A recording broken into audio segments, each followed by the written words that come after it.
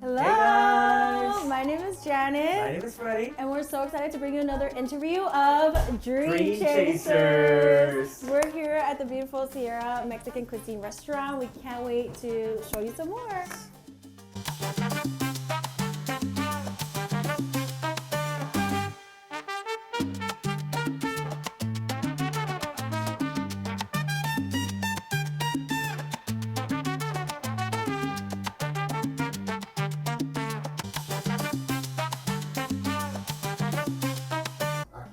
We are so happy to be here with Lucia, the owner of Sierra Mexican Cuisine restaurant. Lucia, what was the inspiration behind your business? How did it start? Yeah, so Sierra started because my mom has cooked for over, 20, 30 years since she's been in this country. And we are from Puebla, and our Poblano, despite I think there being a lot of Mexican food places, Poblano style food is not different. real. It's So different good. and it's not really out there. And so I just decided, hey, I want to start selling this food. And so I first started off with quesadillas in a pop-up stand in 127 in Central in South LA. And then eventually I transitioned into tacos de guisado, which, we do have a big chain that is known here in LA. Yes. And I'm like, let me try something similar to that, but with our food. I love that. And so that's what happened. And within months, I found this place and I leased, and it's just like that part of being a first-time How long have business you owner. been in this location? A year and a half. Oh, wow. Wow. And That's so, very nice. yeah, thank you. And I decided, okay, I'll lease a space, I'll make some investments, but when it came down to adding fixtures, it was just not going to be possible. Yeah. And the investment was going to be too high. Yeah. And I was like, no, you know what? We're going to change it to a cafe. And so I did have the option of getting out of the lease, but something told me, no, just give it a try, make the community space. And if it works, it works. And if it doesn't, well, you're just going to have to move on. Yeah. And so I ended up taking the risk, and it has been a process. September, I got the lease. October, I made the changes. It wasn't until July that, 9 months later, that I actually ended up implementing it into a full cafe, meaning we actually had the lattes with all these Mexican-inspired flavors. So it has been a process. So in theory, we have only had about 6 months of functioning as a cafe. Yeah, a cafe. Congratulations. But you know, That's that's beautiful. amazing. Sometimes it takes little steps, Yes. little by little, to get there, Yeah. right? Yeah. Going back to what you were saying about Mexican food, I always tell this to people because I feel like they hear Mexican food and it's all the The same tacos But and there's tortas, yeah.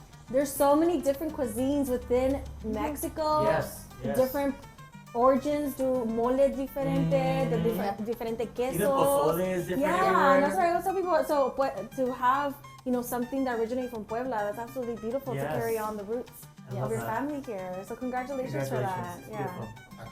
I know we talked a lot about community and how important that is for you and your business.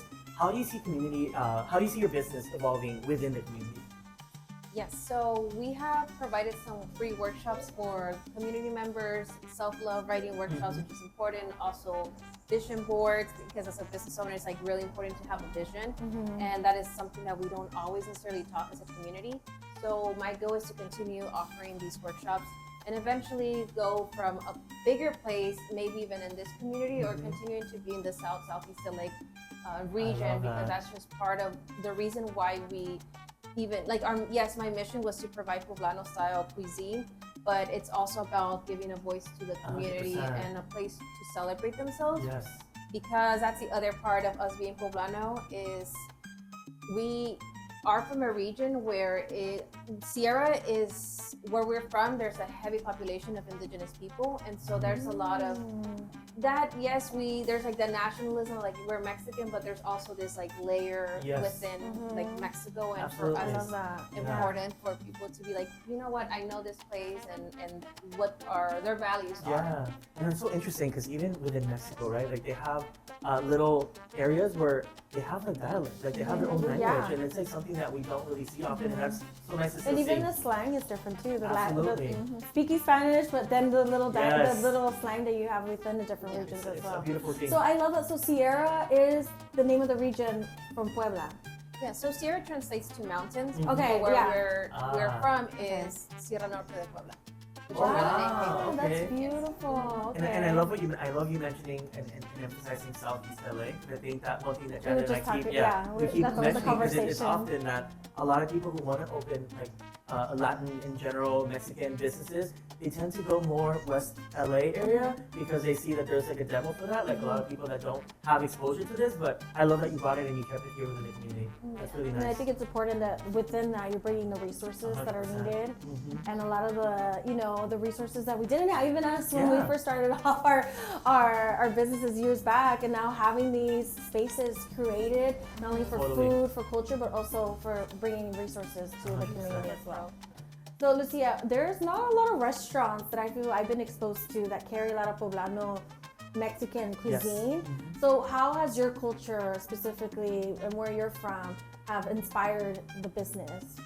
Yes. So, like I said, my family were one of the first people actually in the region to immigrate to the U.S.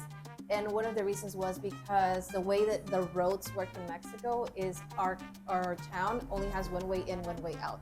So wow. while all the other surrounding towns, the main road goes through all of them. That's why they're very commercial. I mean, they're very business oriented. They sell Yes. bread, they sell cement. So, but our town lacked that. So a lot of our town main focus was only agriculture. And so really bad seasons, just like we see it even now more often, if it was a bad harvest, then you're like out of luck. Oh my gosh. And so that was one of the main reasons my family ended up migrating to the US. And with that became a chain of like more people coming and just helping and supporting each other.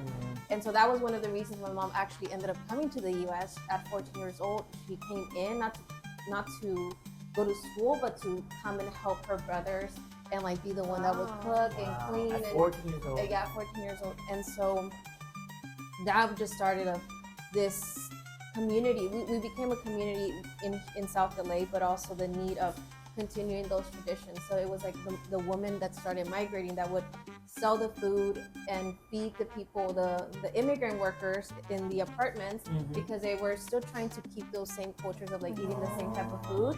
And so that was one of the reasons why it really inspired me, because we know many people who have been here 20, 30 years, and unfortunately the only way they end up going back to Mexico is in a casket. Oh. And so for me, it was just like, my mom was that bridge of like getting food that they would only have from their moms.